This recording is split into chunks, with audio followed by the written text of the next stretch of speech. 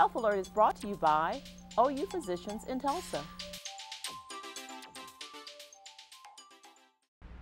Hello, welcome to Health Alert. I'm Pam Butler. Today we're going to talk about fire safety with firemen, and joining me to kick off the discussion is Dwayne Joseph. You're with the Coalition of Black Firefighters, and also Anthony Payne. You're the president of the Coalition of Black Firefighters. Yes. Well, welcome to the program. Thank you. Now we're going to talk about fire safety and with firefighters, as I mentioned. Before I start, I'll kick this to either of you. How do you become a fireman, a fire person? Because there are women as well, right? Do they call you fire persons or still firemen? General term is normally firemen, but still firemen. Okay. The politically correct term is fire person. Okay. How do you engage in that process? Is it a requirement that you have to graduate from high school? Do you have to have college? Do you have some type of like with police officers, you go to an academy? What's the process for people that might be interested? Well, it's along the same lines that you do have to have a high school diploma, okay, but you don't have to have a college degree. And it's a process that actually it's a 4-step process. The first part of it, you fill out the application, you take the written exam, and after the written exam, you have an oral interview, your first oral interview. Okay. You are fortunate enough to pass that, you go to the third part of the process, which is the physical abilities test. And then from that point, they select, you have your second oral interview, and if you're selected, you are put into an academy. Okay, now I'll switch to Dwayne on that one. With the academy, what are the kinds of things that you go through in the academy? The academy is basically gearing you up to be a fireman. You learn the techniques and basic stuff that we would say would just be intuitive of a fireman. You learn those in the academy. You have classwork, which is essential. We call it an essentials manual, and it's quite a few, like 20 some odd chapters of things that you have to learn. Everything from fire suppression to how much water expands. You have to know every aspect of the environment that you're going to be in. So you not only test it physically, but you test it mentally as well. Okay, and in general, the academy, is it a year's process, 6 months, about how long? Roughly 5 months, 5-month process. Months. Wow, yeah. That's very extensive, very extensive. Now, both of you gentlemen are in what you called, your group is the Coalition of Black Firefighters. Correct. So some people may wonder, what is the Coalition of Black Firefighters, and what's its mission, what's its purpose, how did it get started? Okay, Coalition of Black Firefighters was started back in the 70s, and basically it's an organization that gives back to the community. Basically, the area we normally try to focus on are young black African American males. When people hear Coalition of Black Firefighters, they think that's like a term of separation, when actually it's just that we're a positive influence of black African American males that's telling young African American males there's a better way than to go down this road. Okay. A lot of young African American males don't know their options after graduating high school, or don't know about different programs that we have. And we basically have a program we're working on programs for tutoring, CPR instruction classes, speaking engagements, things of that nature. So it's basically a group of African American males who are just giving a positive influence to less fortunate guys who may want to take the gang route or the crime route or anything like that. There's a positive way. Okay, let me ask this other question, and we'll switch to our topic. I'll ask you, Dwayne, in terms of the males that you reach out to, do you go into their communities? Do they contact you and we will put up contact information at the end of the program. Do they contact you to say we are interested and want to get more information, or how does it work? Usually we have events set up, different things we have. Sometimes we have community picnic and different things of that nature where we get out in the community. We have Plant a Tree Day, and we have the different activities we have where we go out and interact with the community. And we do a lot of hands-on, just face-to-face talking to young individuals. And sometimes when you on the fire trucks, you see somebody and you may speak to them, and they'll ask you a couple questions. Well, how do I become a fireman? You know, and some of the steps that they can take, and you know, we give them that information.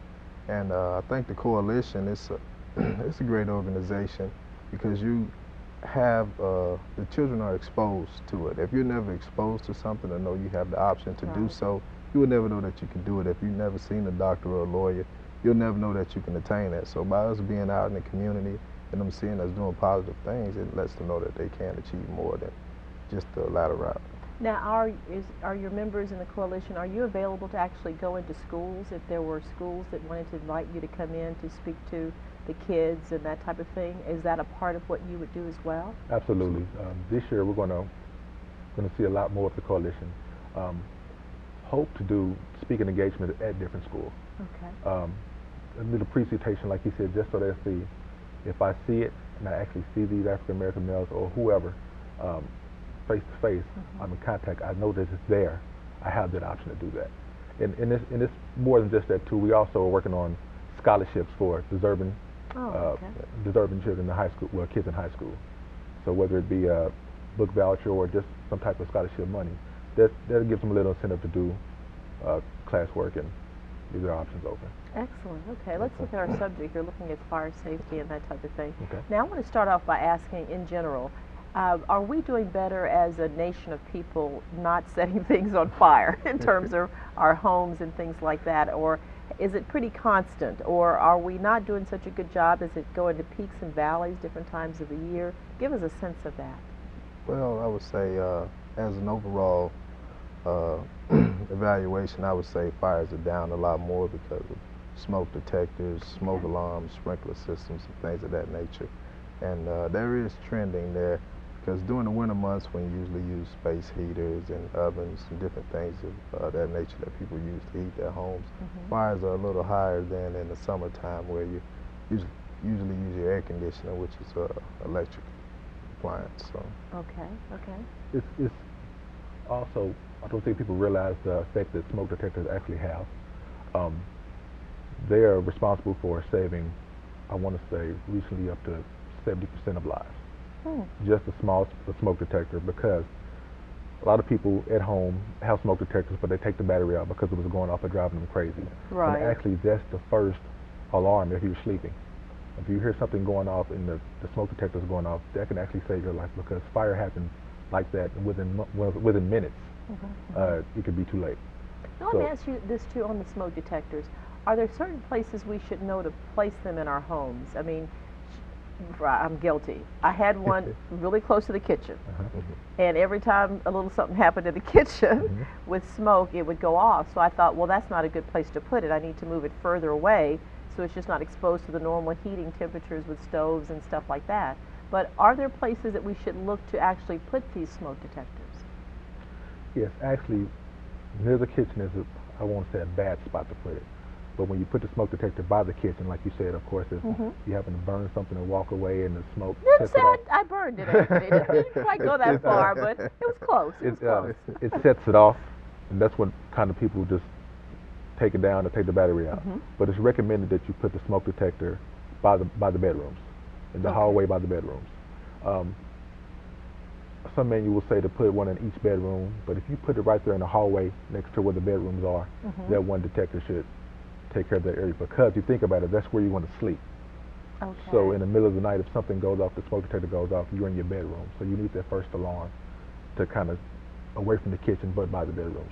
Now, what if you have a two-story house or a multi-level house? Should you put it in the stairwell so that if the smoke is coming up to that point, even before it gets in the bedroom, I mean, people upstairs or in that other level can be alerted? Is that a good idea? Well, like Anthony was saying, the guidelines are to put one in every room in your house, and that's not very cost effective. So we like to say put it in key areas, like you said, in the hallway next to your bedrooms, and the stairwell would be a good place, because the smoke will rise and start to bank down, and you won't be able to see anything. And like you said, that's the first line of defense. So I think you would have one like in your common living area, everything leading towards the bedrooms, I think. Okay. Well, hold on a minute. We're going to take a really quick break and come back and pick up on some more of these ideas. Okay? Okay. Please stay with us. We'll be right back.